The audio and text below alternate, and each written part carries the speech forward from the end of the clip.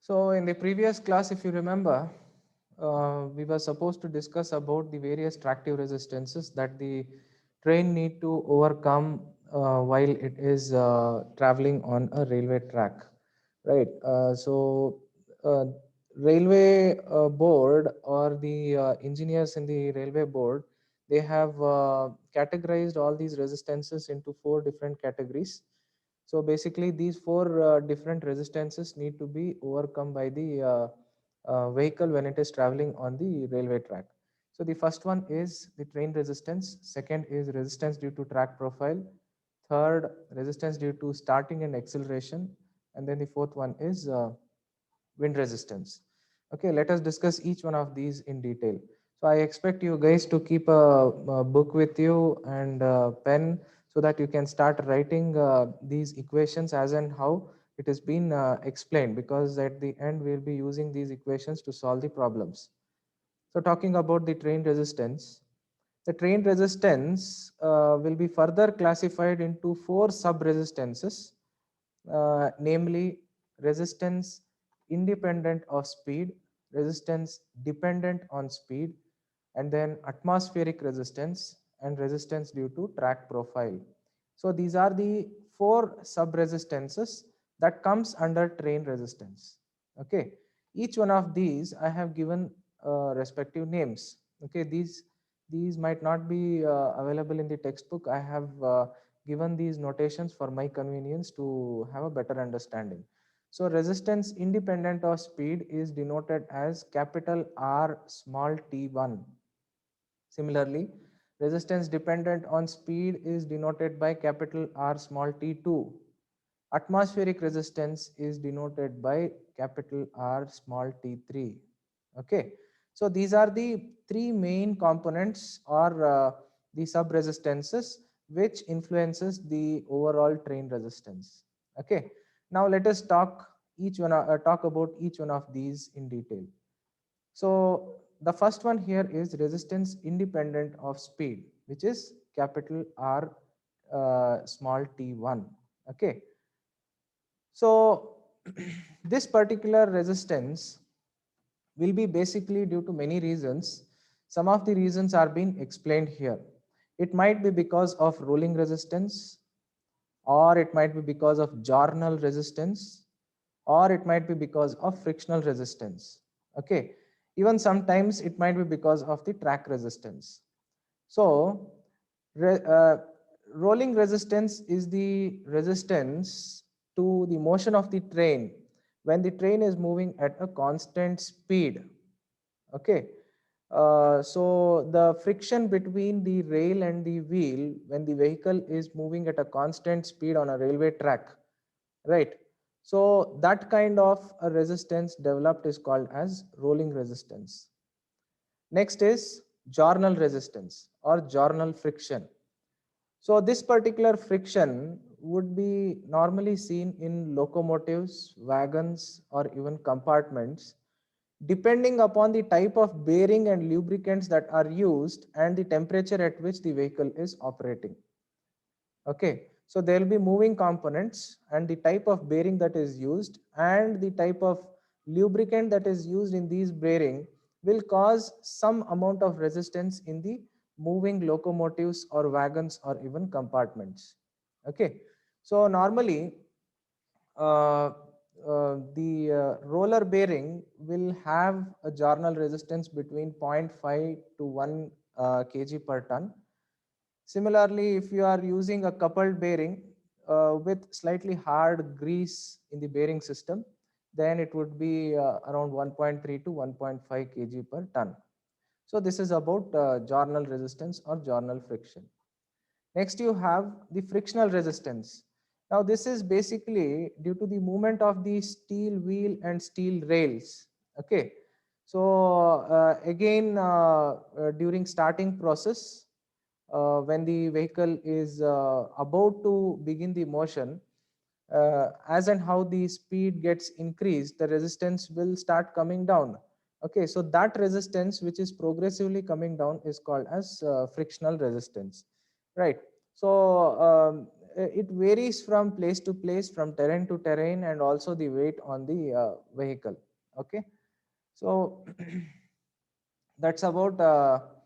uh, that's about frictional resistance, right? Then you have the track resistance, which is basically due to the wave action of the profile of the rail. So normally these rails which we lay on the railway track, they will not be exactly flat.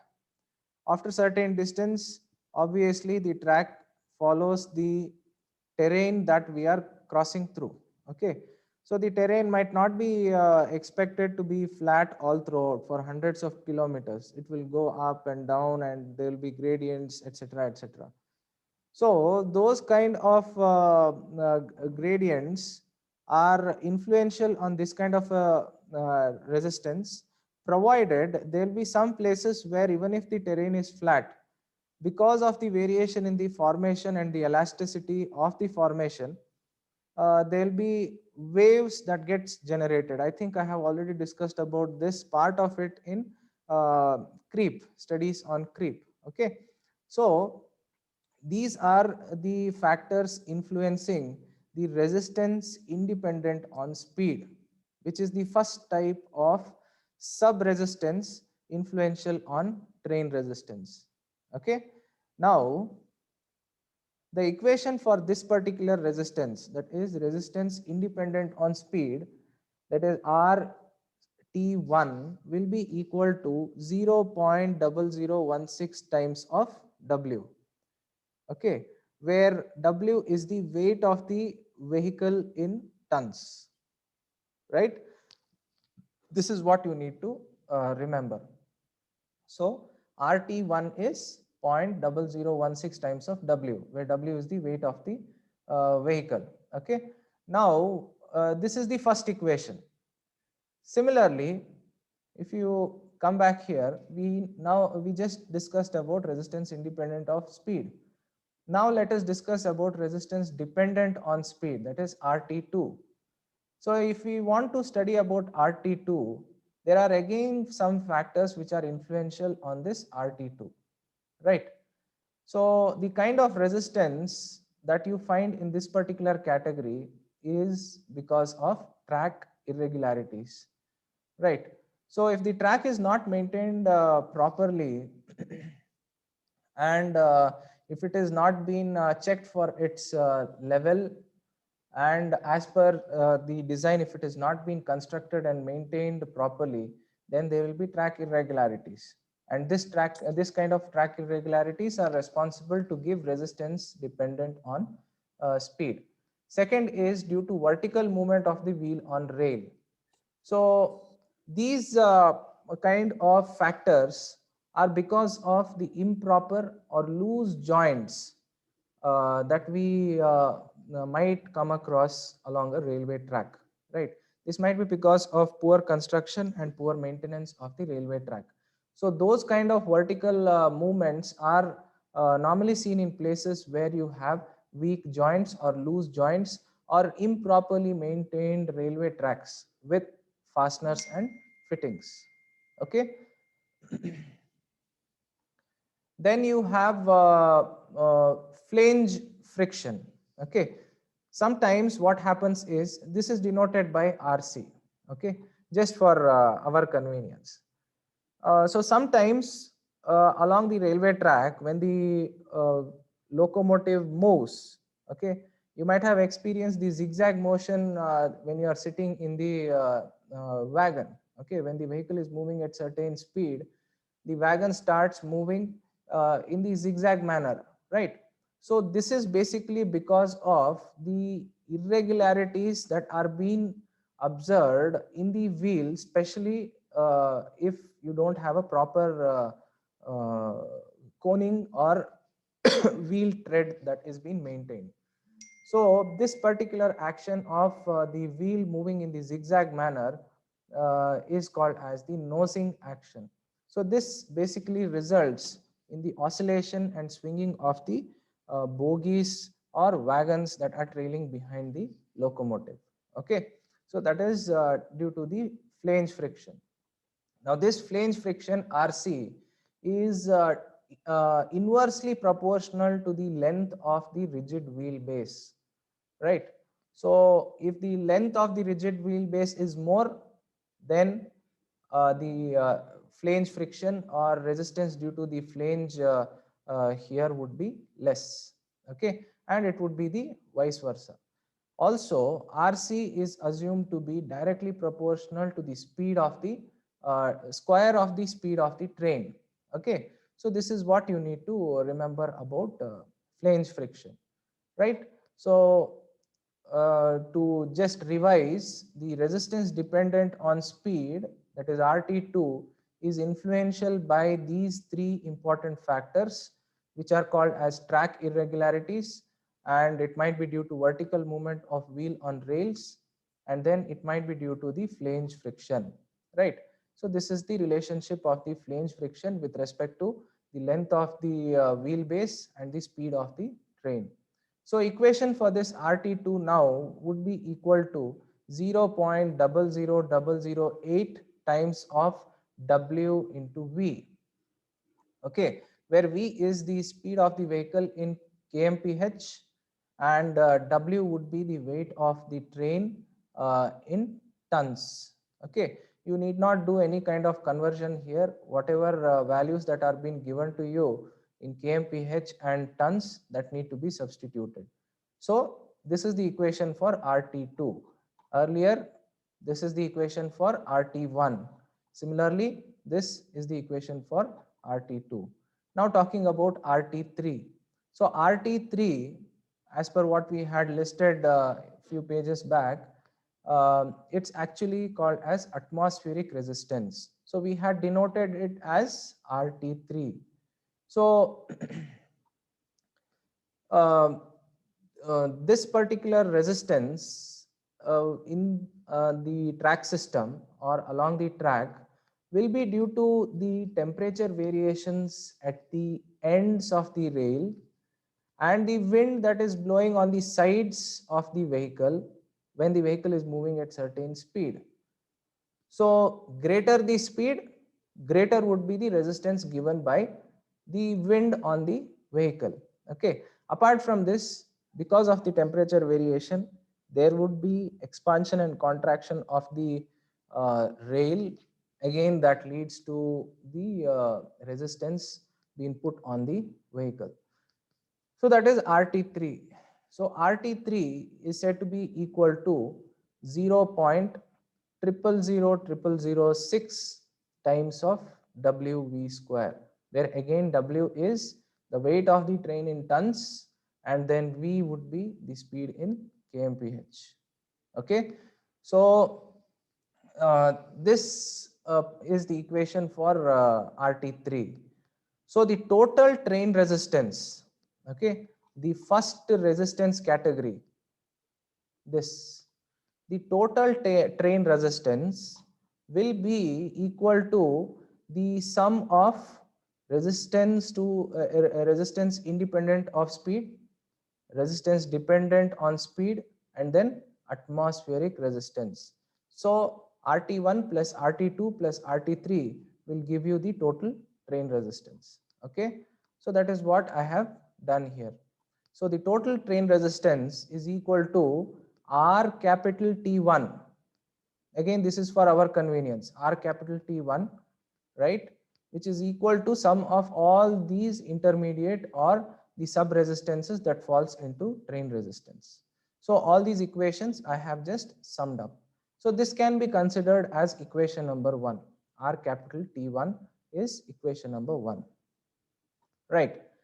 Now the next thing is resistance due to the track profile, that is R capital T2. R capital T1 is done, okay, which is sum of all these resistances. Next is R capital T2, which is the resistance due to track profile. Now, this particular resistance can be classified into two categories. One is the resistance due to gradient and the other one is resistance due to curve. So when we talk about resistance due to gradient, in case if imagine you have the ground which is considered to be as the datum, and the railway track is inclined with respect to this datum at an angle theta, that is what you call as the gradient. And imagine that the vehicle is moving in the upward direction, and this is the wheel or the driving wheel. It has its center of gravity through which the weight will be falling perpendicular to the datum, and this particular vehicle will have a normal force which will be perpendicular to the inclined surface, right? So this particular condition, when the vehicle is moving in the upward direction, you will have a resistance again to overcome, which is Rg, right? So if W is the weight of the train acting downwards at the CG and N is the normal pressure on the rail, then Rg is the resistance due to the gradient that the vehicle need to overcome. So considering this particular situation, there's a derivation which you can go through, which gives you the equation of Rg. So ultimately, it's a very simple expression that you have already studied in your first year. You can just go through this derivation. I would not want to go into it into much detail. Okay.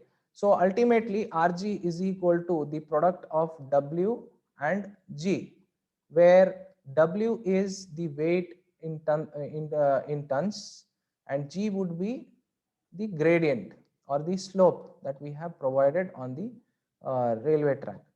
So a simple example would give you an understanding about how the resistance need to be overcome by the vehicle.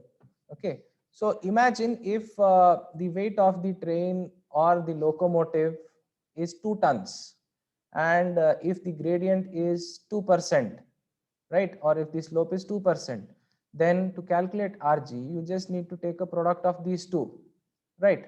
So 2 into 1000 is what you are giving the conversion into kgs, multiplied by, convert this percentage into numerical value, that is 2 divided by 100. Okay, so ultimately calculating this, you will get around 40 kgs per ton. So when the vehicle of 2 tons is trying to move up on a gradient of 2%, then the train need to overcome the resistance due to gradient by applying a force of 40 kg per ton that the vehicle is carrying. Okay, so this is how the resistance due to gradient is considered. So let us consider it as equation number 2, right? Then comes resistance due to curve. Now, in this particular situation, imagine that there's a curve that is approaching along the direction of the railway track, and imagine that this direction is where the vehicle is moving. That is why we call this as the leading axle, and this is called as the trailing axle, right? So the leading axle is the one which will first approach the curved section. Now all these curves will be having their own inner and outer radius. So inner radius is the radius of the curve along the inner railway track, inner rail, and the other radius is the radius of the outer rail with respect to some centric, right? So these wagons and locomotives will have a rigid body, right?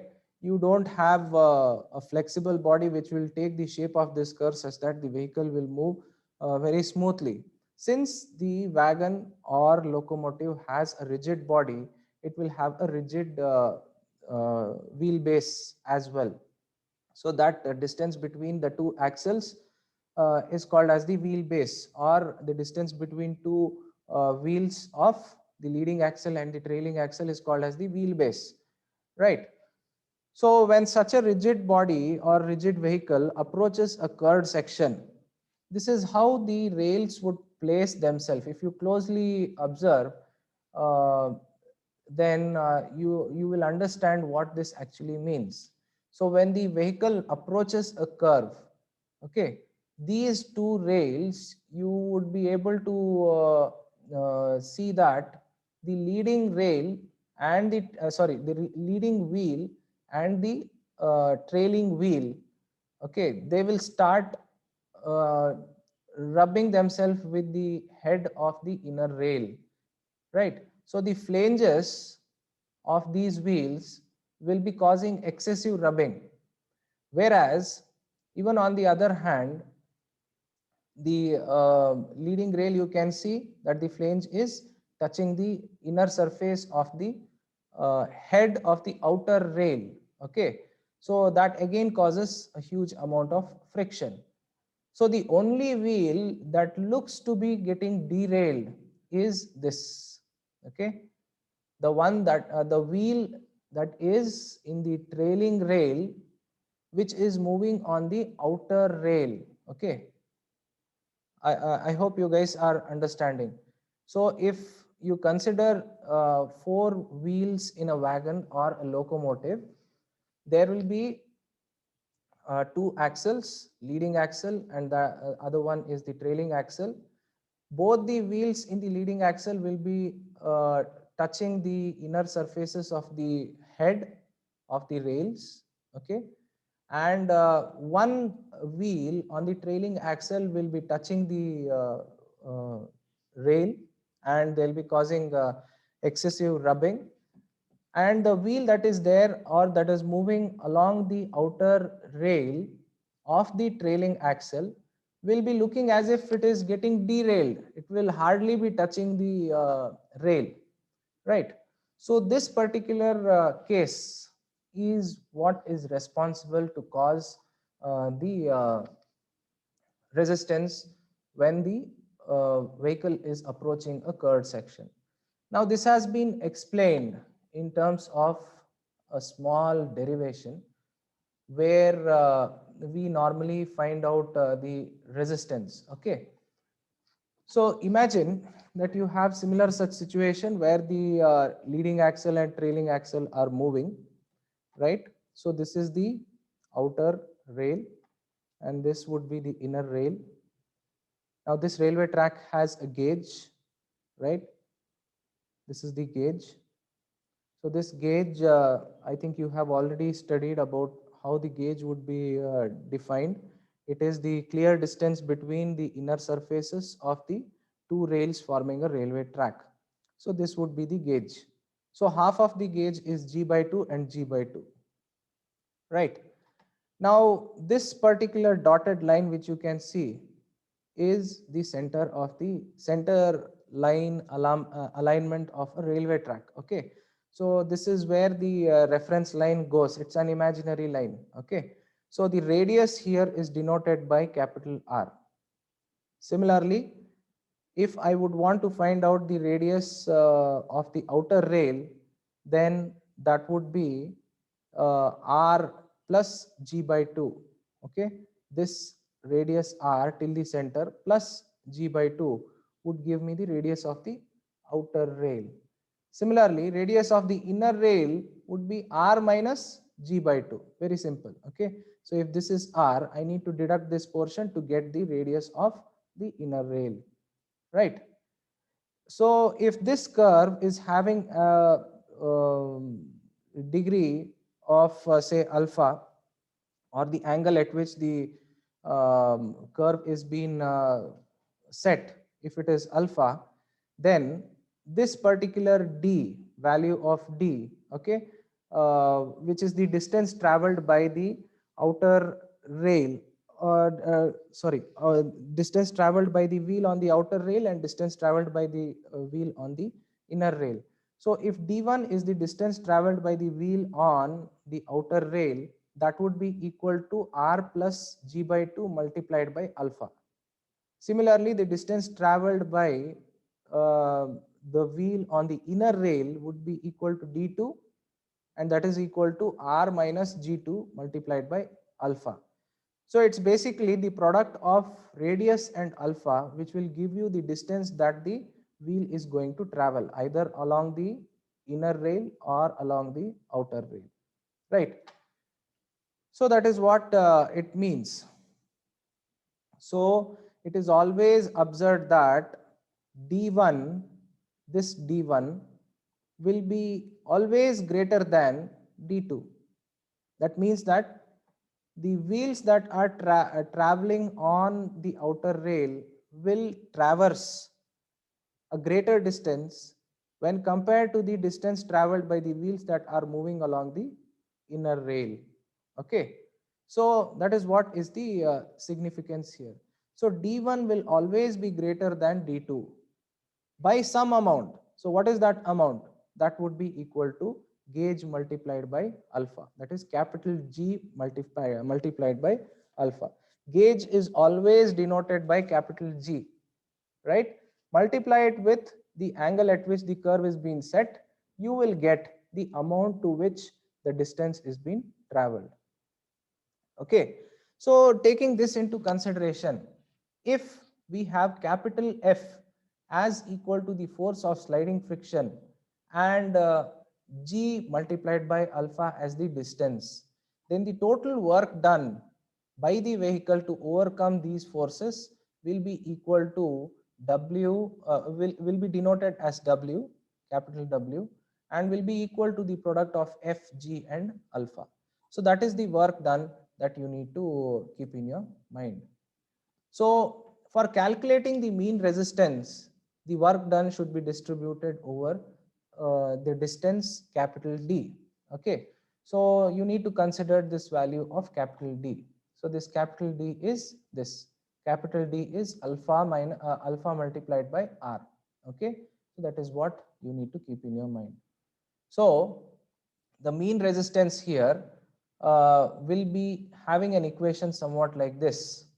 So RC mean, okay, this is capital RC mean is equal to FG divided by R. It is FG divided by R. Now you can consider this as equation number 3. Now, if you simplify this equation by substituting the value of G as broad gauge, meter gauge or narrow gauge, then you can have the generalized equation somewhat like this, okay, where D should not be mistaken as the distance or diameter, etc., etc. Okay, it is denoting the degree of curve, right? So for broad gauge, RC mean is equal to 0.0004 times of W into D. Similarly, for meter gauge, it would be 0.0003 times of W into D. And for narrow gauge, it would be 0.0002 times of W into T, right? That is in terms of kg per ton. So this is what is the explanation on resistances. I think I would continue about the other resistances in the next class. I hope this class was clear to you guys.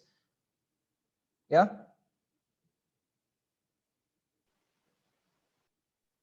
Yes, sir. Okay.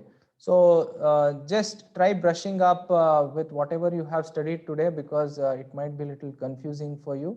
In case if you have any doubts, you can get in touch with me. So I expect all of you to write your registration number and name in caps, everything in caps in the chat box, so that I can make a note of the attendance. And possibly in the next class, I would be taking the class on Microsoft Teams. Okay.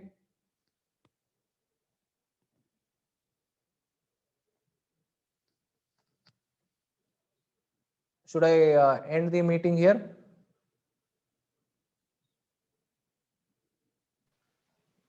Okay, sir. Okay.